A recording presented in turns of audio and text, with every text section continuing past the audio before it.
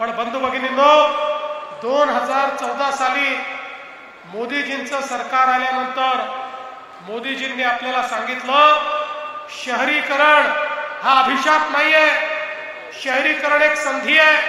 कारण शहरांमध्ये शिक्षण, आरोग्य, रोजगार आहे, शहरांमध्ये अन्न, वस्त्र, निवाऱ्याची संधी आहे, शहरांमध्ये आरोग्याची संधी आहे, शहरांमध्ये देशाचा 65% GDP तयार होतो आणि म्हणून त्या ठिकाणी उद्योगाला संधी आहे.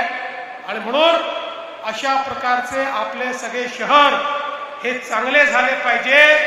आणि देशामध्ये पहिल्यांदा मोदीजींनी शहरांकरता योजना सुरू केली, अटल अमृत सारखी योजना, ज्या योजनेच्या माध्यमातून प्रत्येक शहराला हजारो कोटी रुपये मिळाले पाहिजेत.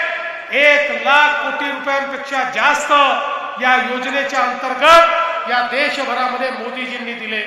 आपल्या महाराष्ट्राला देखील शहरांमध्ये सांडपाण्याची व्यवस्था झाली पाहिजे, भुयारी गटार योजना झाली पाहिजे, प्रत्येक घरामध्ये पिण्याचं पाणी पोचलं पाहिजे, प्रत्येक रस्ता चांगला झाला पाहिजे, उद्यानं तयार झाली पाहिजेत, वाचनालय तयार झाली पाहिजेत.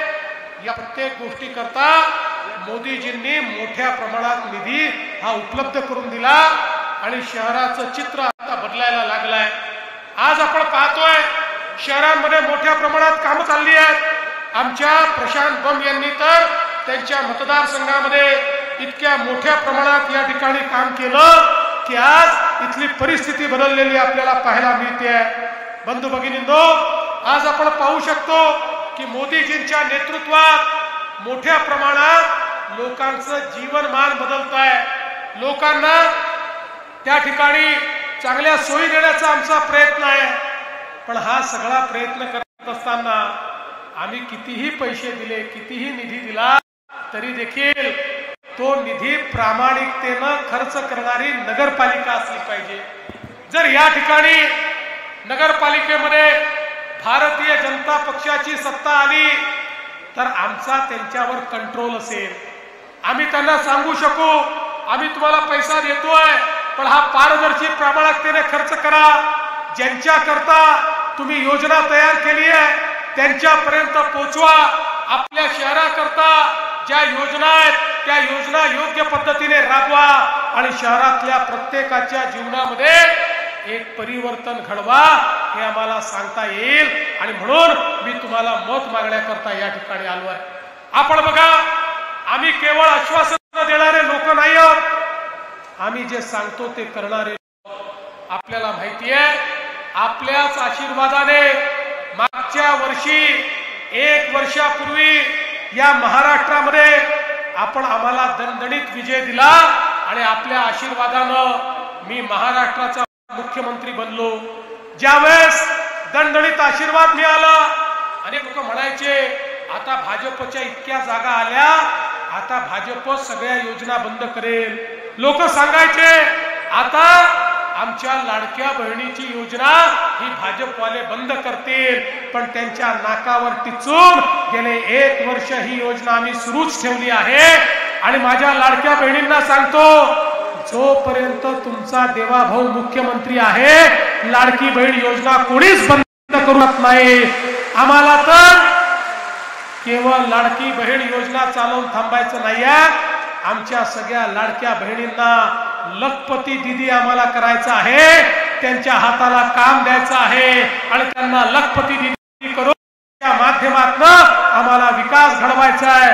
कारण मोदीजी सांगतात की ज्यावेळी एक महिला त्या ठिकाणी रोजगार कमावते त्यावेळी पूर्ण परिवाराचं ती कल्याण करते.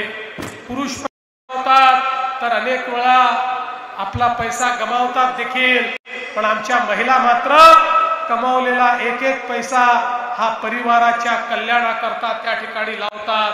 आणि म्हणून या सगळ्या योजना आम्ही सांगितलं होतं. आम्ही त्या ठिकाणी शेतकऱ्यांना मोफत विजेची योजना आणली होती. लोक म्हणायचे योजना बंद होईल, पण ती योजना देखील आम्ही बंद केली नाही. पुढचे 5 वर्ष शेतकऱ्यांना आम्ही मोफत वीज देणार, ती योजना बंद करणार नाही. पुढच्या वर्षी आमचं सोलरचं काम पूर्ण झाल्यानंतर शेतकऱ्यांना 24 तास मोफत वीज आम्ही देणार आणि शेतकऱ्यांचं कल्याण हे या ठिकाणी आम्ही करणार। आज आपण पाहू शकतो या मराठवाड्यामध्ये दुष्काळ आपल्याला 5वीला पुजला आहे। हा जो काही दुष्काळ आहे हा दूर करण्याचा संकल्प आम्ही हातामध्ये घेतला आणि मी 2018 साली सांगितलं होतं मराठवाड्याच्या या पिढीने दुष्काळ पाहिला पण मराठवाड्याची पुढची पिढी हा दुष्काळ पाहणार नाही आणि त्या ठिकाणी नदी जोड प्रकल्पाच्या माध्यमातून पाणी आणण्याचा निर्णय आपण घेतला। आज मला आनंद वाटतो की आता ते स्वप्न पूर्णत्वाकडे निघालेलं आहे। पुढच्या वर्षी आम्ही आहोत आणि 54 TMC पाणी हे कोकणातलं या मराठवाड्यामध्ये आणून या मराठवाड्याचा दुष्काळ हा भूतकाळ करण्याचं काम हे आपलं या ठिकाणी भाजपचं सरकार निश्चितपणे करणार आहे। बंधू भगिनींनो, पण हे सगळं करत असताना प्रशांत बंब यांचं मी अभिनंदन करेन की त्यांनी त्या ठिकाणी BLIच्या माध्यमातून पहिल्यांदा आपल्या मतदारसंघामध्ये सिंचनाची अशी व्यवस्था उभी केली की शेतीपर्यंत पाणी गेलं, ड्रिपनी पाणी गेलं आणि ज्या ठिकाणी काल परवापर्यंत शेतीला अडचण होती आज त्या ठिकाणी बागायती शेती होते आहे। आता टप्पा 2चं काम देखील चाललेलं आहे, पिण्याच्या पाण्याच्या योजनेचं काम देखील चाललेलं आहे। मी तुम्हाला आश्वस्त करण्याकरता आलो आहे की भाजप निवडून आल्यानंतर मी जसा प्रशांत बंब यांच्या पाठी तसा या सगळ्या नगराध्यक्षांच्या आणि नगरसेवकांच्या पाठीशी देखील पूर्ण ताकदीने आणि खंबीरपणे या ठिकाणी उपस्थित राहणार आहे। आताच प्रशांतनी सांगितलं म्हैसमाळ, वेरूळ, सुलीभंजन असं एक पर्यटनाचं सर्किट आपल्याला तयार करायचं आहे ज्यामुळे मोठ्या प्रमाणात बदल होणार आहे।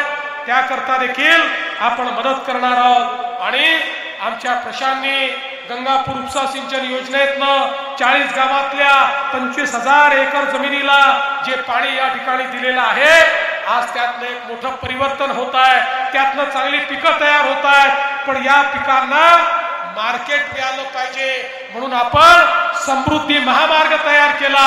आता समृद्धी महामार्गामुळे पुढच्या काळामध्ये आमच्याकडे हॉर्टिकल्चरची व्यवस्था झाल्यानंतर केवळ देशातच नाही तर परदेशात देखील आम्ही आमचा माल नेऊ शकू अशा प्रकारची व्यवस्था ही आपण या ठिकाणी करतो। आणि म्हणून मला खरं म्हणजे 1000 कोटी रुपयाची आपण गंगापूर वैजापूर ही ग्रीडची योजना तयार केलेली आहे।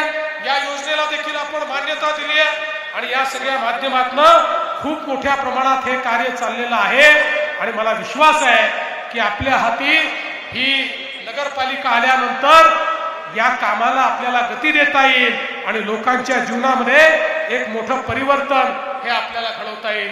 बंधू भगिनींनो, मला फार लांब लचक भाषण या ठिकाणी करायचं नाही, मी तर केवळ एवढंच सांगण्याकरता आलो आहे 2 तारखेला आमची जबाबदारी तुम्ही घ्या, म्हणजे 2 तारखेला कमळाची जबाबदारी तुमची आणि 2 तारखेनंतर 5 वर्ष तुमची जबाबदारी आमची हे सांगण्याकरता आज खरं म्हणजे मी या ठिकाणी आलेलो आहे। पुढचे 5 वर्षामध्ये या भागामध्ये पूर्ण परिवर्तन करून आपण दाखवू आणि एक मोठं काम हे आपल्याला पाहायला मिळेल। बंधू भगिनींनो, या निवडणुकांमध्ये लोक वेगवेगळ्या गोष्टी तुम्हाला सांगतील। या निवडणुकीमध्ये वेगवेगळ्या प्रकारचं जातीपातीचं धर्माचं राजकारण देखील होईल, पण हे सगळं बाजूला ठेवा, एवढंच लक्षात ठेवा आपला विकास कोण करू शकतो, कोणी आजपर्यंत आपला विकास केलाय, या महाराष्ट्राला पुढे कोण नेऊ शकतो, कोणाच्या हातामध्ये या महाराष्ट्राची किल्ली आहे, कोणाच्या हातामध्ये या महाराष्ट्राला पुढे नेण्याची ताकद आहे। आणि हे जर आपण बघितलं तर आपली भाजपची महायुती आणि आपलं कमळ हेच आपल्याला पुढे नेऊ शकतं आणि म्हणून 2 तारखेला आपण कमळाचं बटन दाबा एवढीच विनंती करतो आणि माझं बोलणं संपवतो। धन्यवाद। जय हिंद, जय महाराष्ट्र।